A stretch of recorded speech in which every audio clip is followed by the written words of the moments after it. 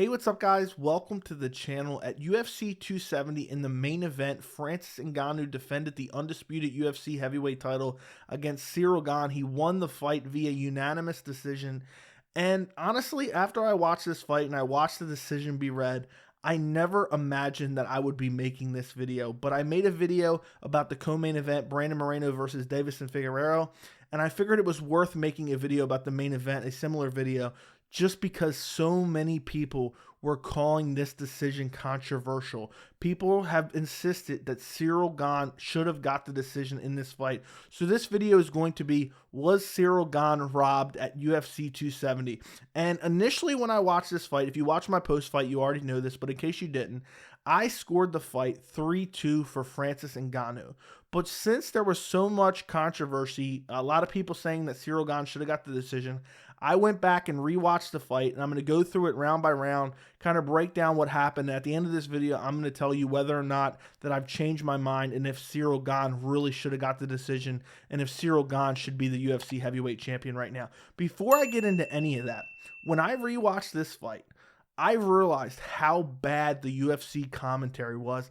I swear, I think they're getting worse by the week because within this fight, there was just so many things super biased against Francis Ngannou. They were basically laughing at the fact that he would even attempt any grappling. Like Francis Ngannou, regardless if he's a power puncher or not, he's been training in MMA for years. And they were basically laughing at the fact that he even was attempting grappling. And even in the first round, when there were some clinch battles, they were like, yeah, this is exactly where Ciryl Gane wants to be.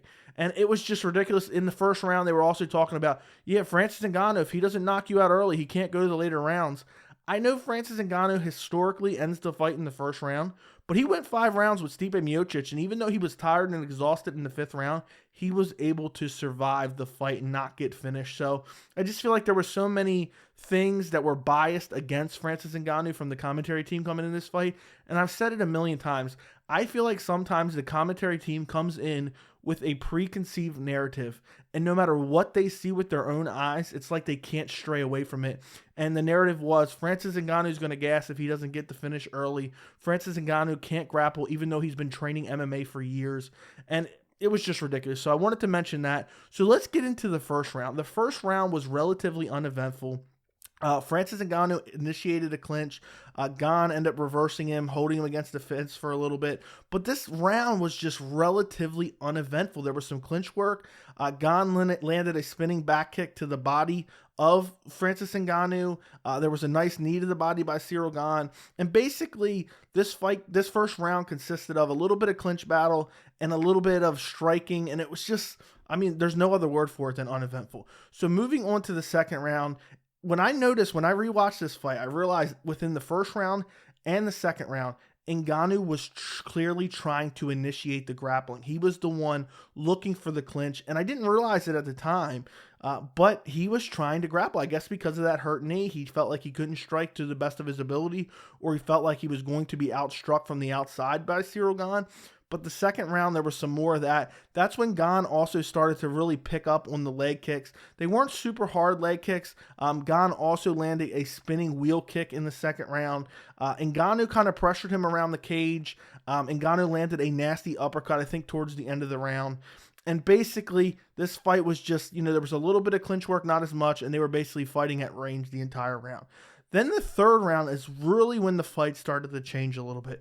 In the third round, Francis Ngannou got a takedown 1 minute into the round. That's when he caught, I think it was a deep kick to the body.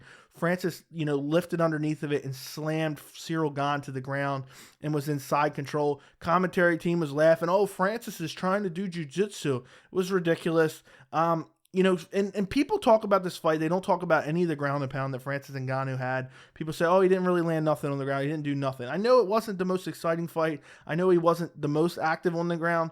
But in that third round, he landed some good ground and pound. Eventually, Ciryl Gane worked his way back to his feet, and then Francis tripped him right back down, held him on the ground for a little bit longer. Then eventually, Ciryl Gane worked his way back to his feet again. And then towards the end of the round, Francis Ngannou threw a shot to the body and then took Ciryl Gane down again. And then there was a Kimura attempt by Ciryl Gane. Was nowhere close to being close. The commentary team were pretending like his arm was about to get ripped off. Wasn't even close. It was about as close as the arm triangles that Francis Ngannou was trying throughout the fight. And then the round ended with Francis Ngannou on top. So then you had the fourth round. The fourth round was similar to the third round. You had Gane coming out, throwing some leg kicks. By the way, Ciryl Gane threw some of the weakest leg kicks I've ever seen in this fight. And I don't even think they would put down Sean O'Malley. That's how weak these leg kicks were. And people were acting like he was really chopping Ngannou's legs down. He landed some more of those. He landed some body shots. Francis got another takedown with 3 minutes to go in the fourth round. And Gane found his way back to his feet, but then he was immediately taken back down. He was up against the fence, and then Francis landed a nasty knee to the body. Some people thought it was an illegal knee, but it was a knee right to the chest, similar to Anderson Silva versus Chael Sonnen 2. Then you had Ngannou landing some shots as Gane was trying to get up. It wasn't super aggressive. It wasn't fight finishing, but he was landing some good shots there. Then in the fifth round, and I feel like the fifth round's the most controversial round, you had Gane landing a nice lead step-in elbow. And other than that, he didn't land really anything. I think he had like 2 jabs to the body. There was really nothing landed on the feet at all in this fifth round, other than that step-in elbow by Ciryl Gane. Then Gane shot and got a single leg successfully, dragged Ngannou to the ground. They were on the ground for maybe 20 seconds, 30 seconds. And it looked like Ngannou was trying to start to get up. He was working his way back to the top. There again, also, I'm just reminded of the biased commentary here. As soon as Francis got taken down, they were like, oh, he's going to accept the position just like he did in the Stipe fight. Literally 5 seconds later, Ngannou begins to fight to try to get back to his feet or reverse the position. Then there's a little bit of a weird moment. And I know that Ciryl Gane did go for a heel hook, leg lock, whatever you want to call it. But also, it seemed like Francis was working on something. But anyway, Ciryl Gane goes for a heel hook, and Francis Ngannou ends up on top. There's a 50-50 position for about a minute or so there.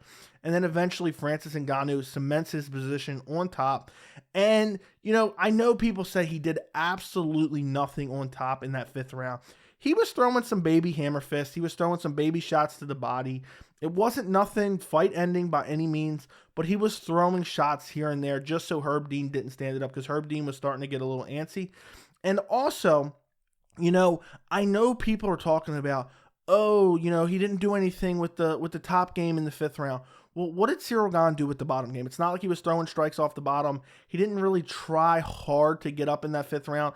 So, you know what it's just, I think it's a dumb argument. But anyway, let's go to the score round by round. So you look at the first round, I say Ciryl Gane outstruck Francis Ngannou. I think he won the majority of the clinch battle in that round, so I gave that round 10-9 to Ciryl Gane.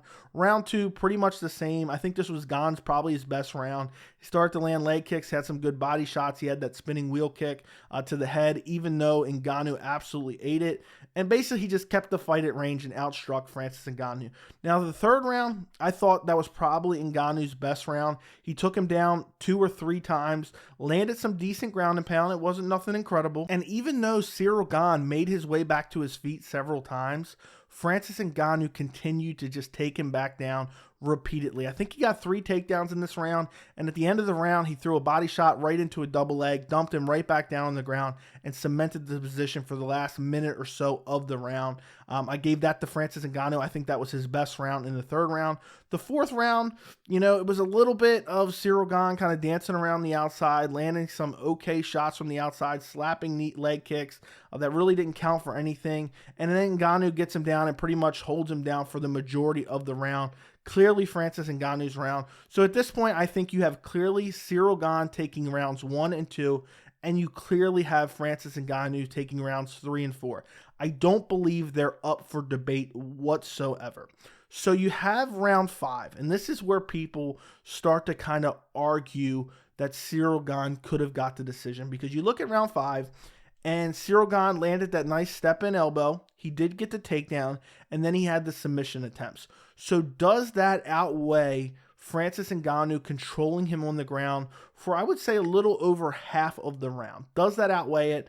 And my answer to that question for me personally is no. I just don't think you can throw one strike on the feet that, who knows? I don't think it caused all that much damage. I don't think it rocked Francis Ngannou. It was a nice strike. It's not like it rocked him. He got a decent takedown, but he lost the position going for a heel hook. And people keep crying about these heel hooks. They were nowhere even close to being finished. They were about as close. Multiple times within this fight, Francis Ngannou started to set up an arm triangle. It never even got close, but they were about as close as that. I don't want to hear that, oh, these submission attempts were so close that they basically steal the round for Ciryl Gane and make him champion. And when Francis Ngannou was on top, there was no fight-ending shots, but he had some decent shots to the body and the head. And, decent may even be a bit of an exaggeration. They were baby shots that he was staying active with. But either way, he was controlling Ciryl Gane on the ground and landing some strikes. That's the honest to God's truth. Regardless if you want to say they were the weakest shots you've ever seen, so were those leg kicks I saw from Ciryl Gane throughout the entire fight. I think he landed like one heavy leg kick the entire fight. And I know people are going to say, how can Francis Ngannou lay on top of Ciryl Gane, do limited striking, and still win the fight or win the round? And my question to you is, how can Ciryl Gane lay on his back and do absolutely nothing and still in your mind win the round? If you give this round to Ciryl Gane, you give it to him off of one standing elbow, a takedown, and two submission attempts that weren't even anywhere close. And I just think that's not fair. I know people are saying, oh, well, it's the judging is based on damage. I don't know what damage you guys are talking about, because I didn't see any damage throughout the entire fight, basically, that Ciryl Gane landed, other than maybe a couple of those body kicks, and I think it was the second round, and the spinning wheel kick in the second round. There was no real damage attributed from Ciryl Gane to Francis Ngannou. So for me, the answer to the question is Ciryl Gane was not robbed. Francis Ngannou deserved to win this fight. He should have won 3 rounds to 2. I know there was one judge's scorecard that gave Francis Ngannou 4 rounds to 1. I don't know what that judge was watching. I have no idea. He clearly lost the first 2 rounds. Ciryl Gane outstruck him, but other than that, Francis Ngannou won 3, 4, and 5. And as far as analysis for the fight, I think this showed a whole nother level to Francis Ngannou's game. He came out there, he was being outstruck, he had an injured knee, and he went out there, lost the first 2 rounds. He knew he lost those first 2 rounds. And he said, you know what? I have to take it to the next level, and I have to take Ciryl Gane down, and I have to control him on the ground and beat him up on the ground. And he went out and was able to do that for 3 straight rounds after being outstruck for the first 2. So I cannot believe that. He looked very strong in the clinch. He had good takedowns. He was really kind of bullying Ciryl Gane in that 3rd, 4th, and 5th round. He took Ciryl Gane down 3 times, I think, in that 3rd round. So he really showed a new wrinkle to his game. And I know a lot of people just say, oh, he's just a guy that has knockout power that's swinging wild punches. But I don't believe that. I didn't believe that before the fight. I know that was his strengths, but he's been training in MMA for years. He's been having training camps. Just because he only fights for 30 seconds because he gets the KO so quick doesn't mean he's not working on his wrestling, working on his stamina, working on his jiu-jitsu. And that showed in this fight. So I know it wasn't the greatest performance, but he showed he had cardio to go 5 rounds. We already knew that because he survived the fight against Stipe Miocic a few years back. But he showed he's been working on his cardio. He's shown he's been working on his jiu-jitsu. And he's shown for sure he's been working on his wrestling. Now, this wasn't the greatest fight, by no means. But Francis Ngannou showed he had a high fight IQ. When he knew he was losing on the feet, he took it to the ground and was able to get the win and defend his UFC heavyweight title. So I think overall, it was a fight that answered a lot of questions. Wasn't the most enjoyable fight, but either way, I think we got the right winner. Francis Ngannou deserved to keep his title in this fight. But let me know what you guys think in the comments. Don't forget to like the video if you enjoyed it, and thank you so much for watching.